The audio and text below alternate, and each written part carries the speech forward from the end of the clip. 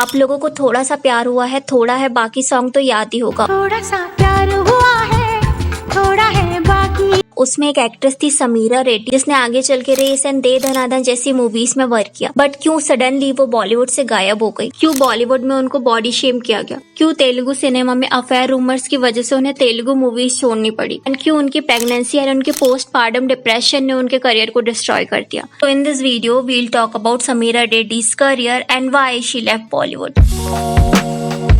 समीरा का बर्थ 14 दिसंबर 1978 में हुआ था एंड उनका बचपन उतना अच्छा नहीं था। बचपन में उन्हें काफी बुली किया जाता था, बॉडी शेम किया जाता था एंड इसकी वजह से उन्हें हर 2-3 दिन में पैनिक अटैक्स आते थे। It started off weirdly with teachers. I remember sometimes people ask me, were you adopted? I would get a panic attack आराम से once every 2-3 days. एंड उसके बाद 1998 में उनका फर्स्ट म्यूजिक वीडियो आहिस्ता आता है। 2000 में भी उन्होंने तेरे आने की खबर में म्यूजिक वीडियो किया एंड जिसके बाद उन्हें 2002 में उनकी फर्स्ट मूवी मिली जिसका नाम था मैंने दिल तुझको दिया। ये मूवी सलमान खान के प्रोडक्शन हाउस की थी, इसे सोहेल खान ने प्रोड्यूस किया था और वो उस मूवी में एक्टर भी थे। अब जो थोड़ा सा प्यार हुआ है, थोड़ा है बाकी सॉन्ग था ना, वो इसी मूवी का था। तो सॉन्ग तो हिट हुआ बट मूवी बहुत ही बुरी तरीके से फ्लॉप हो गई। So my first film flop was such a big flop. And ये मूवी इतने बुरी तरीके से फ्लॉप हो गई कि आर्टिकल्स में समीरा का नाम फ्लॉप एक्टर की कैटेगरी में आने लगा। जो मूवी उनका करियर बनाने वाली थी वही मूवी उनका करियर डिस्ट्रॉय कर सकती थी। इनफैक्ट आर्टिकल में उनके बारे में काफी बुरी बुरी चीजें बोली गई कि वो टैलेंटेड नहीं है, उनकी वजह से मूवी फ्लॉप हो गई। The stuff that was said कि ये तो डब्बा है, ये फिल्म तो डब्बा है, ये लड़की तो कुछ नहीं है, इसकी एक्टिंग खराब है, कोई स्टार वैल्यू भी नहीं है, स्टार किड ही नहीं है। It was like my dad cried. I think it's the first time in my life I saw my father cry. And कोई भी डायरेक्टर समीरा के साथ काम करने को रेडी नहीं था क्योंकि जब आपकी इंडस्ट्री में एक फ्लॉप एक्टर की इमेज बन जाती है ना, स्पेशली फीमेल्स की, तो कोई भी डायरेक्टर या एक्टर उनके साथ वर्क नहीं करना चाहते। इनफैक्ट ऐसे आर्टिकल्स देख के समीरा एंड उनकी फैमिली काफी ज्यादा परेशान हो गई थी। समीरा ऑलमोस्ट डिप्रेशन में जाने वाली थी बट समीरा के जो डांस गुरु थे ना, उन्होंने समीरा को डांस प्रैक्टिस के लिए बुलाया ताकि उनका मन जो है वो डाइवर्ट हो। एंड लकीली 2003 में समीरा को राम गोपाल वर्मा ने डरना बना है मूवी ऑफर कर। एंड अभी जैसे संजय लीला भंसाली सर काफी ज्यादा फेमस है ना, वैसे उस टाइम पे राम गोपाल वर्मा काफी फेमस थे एंड उनकी मूवी में काम करना बड़ी बात मानी जाती थी। बट ये मूवी भी उतना ज्यादा सक्सेसफुल नहीं हो पाई। फिर 2004 में उन्होंने प्लेन करके मूवी करी, वो भी फ्लॉप थी। बट फिर समीरा को 2004 के अराउंड मुसाफिर मूवी ऑफर हुई जो की हिट थी। फिर 2006 की जो टैक्सी नंबर 9211 मूवी थी ना, वो भी समीरा की हिट रही। एंड इस मूवी का जो सॉन्ग था जॉन इब्राहिम के साथ, एक नजर में भी प्यार होता है, ये काफी फेमस हुआ था।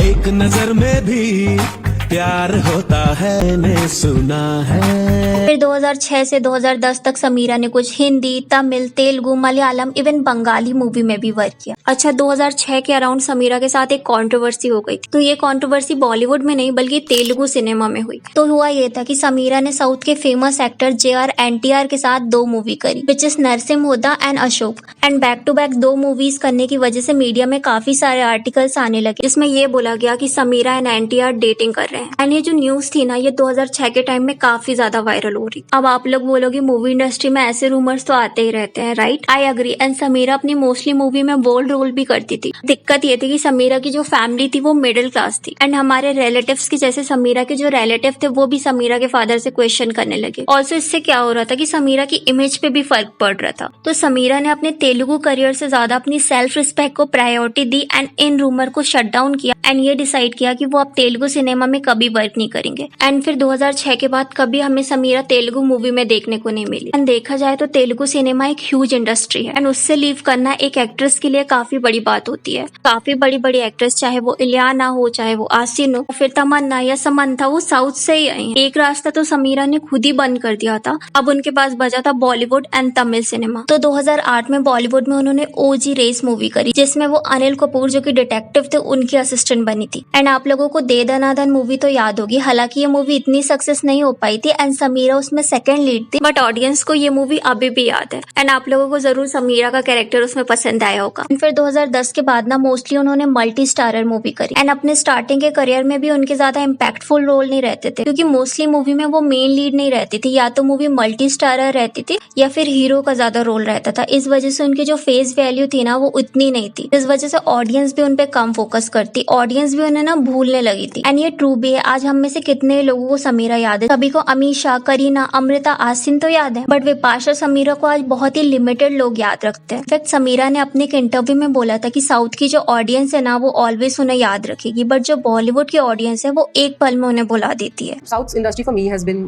a lot of respect. Your Bollywood fans give you up like this, but your South fans, they never forget. And same ऐसा आसिन ने भी अपने एक इंटरव्यू में बोला था। अब आई एम नॉट सेइंग कि बॉलीवुड ऑडियंस एक्ट्रेसेस को प्यार नहीं करती, ऑफ कोर्स वो करती है, बट वो एक्ट्रेस से ज्यादा एक्टर पे फोकस करती है। एंड बॉलीवुड में कम ही एक्ट्रेस रही हैं जिनका एक्टर की जितना स्टारडम रहा है। अब ये स्क्रिप्ट राइटिंग की भी वजह से हो सकता है, क्योंकि स्क्रिप्ट राइटिंग में हीरो के कैरेक्टर में ज्यादा फोकस किया जाता है। But it is what it is. Bollywood audience जल्दी एक्टर्स को भुला देती है, बट वहीं जो साउथ इंडियन ऑडियंस होती है वो इतने जल्दी मूव ऑन तो नहीं करती। एंड समीरा ने एक इंटरव्यू में बोला था कि बॉलीवुड में डायरेक्टर्स हो या इनसाइडर हो, वो एक्ट्रेस को इनसिक्योर करते हैं। एंड ये रियल लाइफ में भी होता है। अपनी बॉडी, अपने फेस को लेके जिस वजह से अपनी इनसिक्योरिटी को छुपाने के लिए लोग प्लास्टिक सर्जरी कराते हैं, विच इज सैड, क्योंकि एक तरफ तो बॉलीवुड को बहुत ही ग्लैमरस दिखाया जाता है, बट अंदर ही अंदर एक्टर्स को काफी ज्यादा फेस करना पड़ता है। तो 2010 के बाद समीरा को मूवीज तो मिल रही थी, बट उसमें उनका इतना इंपॉर्टेंट रोल नहीं था। 2010 से 2013 तक उन्होंने 6 ही मूवी करी, इसमें से भी उनकी 5 जो मूवी थी वो साउथ इंडियन तमिल मूवी थी। तो 2014 के अराउंड समीरा ने मैरिज कर ली थी एंड उनके हस्बैंड उनके करियर को लेकर काफी सपोर्टिव थे। एंड समीरा भी कभी नहीं चाहती थी कि वो बॉलीवुड छोड़ देंगे। इनफैक्ट बॉलीवुड में वर्क करना उनका पैशन था, बट लाइफ में हर किसी की विश पूरी हो जाए ये जरूरी तो नहीं रही। 2014 के एंड में ना समीरा प्रेग्नेंट हुई, तो समीरा ने सोचा कि जब उनका बेबी हो जाएगा एंड उनका बेबी होने के 6 मंथ बाद वो फिर इजीली फिट होके कम बैक कर लेंगी। एंड मोस्टली बॉलीवुड एक्टर्स ऐसा ही करती हैं, जैसे करीना कपूर, दीपिका, आलिया ने सभी ने बहुत जल्दी प्रेगनेंसी के बाद बॉलीवुड में वर्क करना स्टार्ट कर दिया। बट समीरा के साथ इससे काफी उल्टा हुआ कि जो समीरा की बॉडी थी ना वो बर्थ के बाद कंप्लीटली चेंज हो गई। 2015 में उनका सन हुआ जिसका नाम था हंस वर्दे। बट समीरा ने अपने एक इंटरव्यू में बताया कि वो बर्थ के बाद बहुत ही ज्यादा हेल्दी हो गई एंड उन्होंने बहुत ज्यादा कोशिश करी, बट वो कितना भी कोशिश कर ले उनकी बॉडी नॉर्मल फॉर्म में आ ही नहीं रही थी।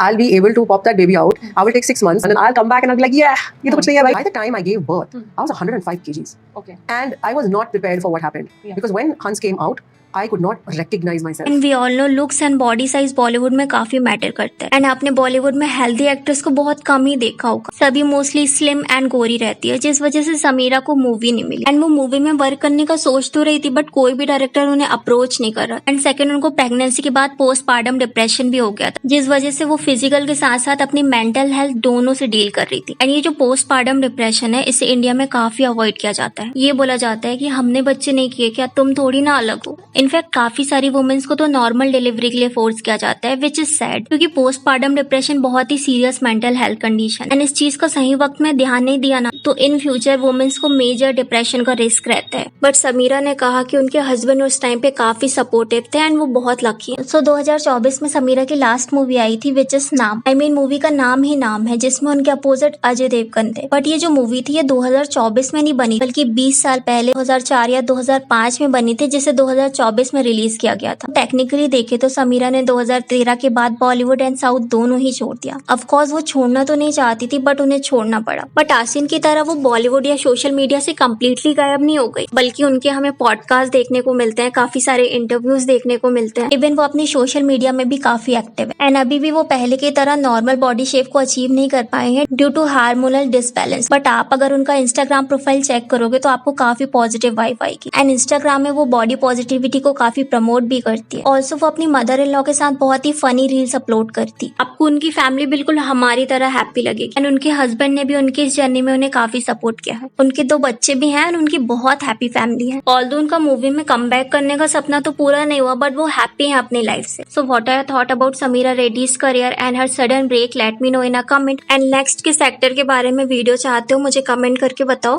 एंड कटरीना की बैड एक्टिंग के बाद भी वो इतने सालों तक बॉलीवुड में सर्वाइव कैसे कर पाई, उनका करियर एंड सलमान ने उन्हें कैसे सपोर्ट किया, जानने के लिए इस वीडियो को क्लिक करें।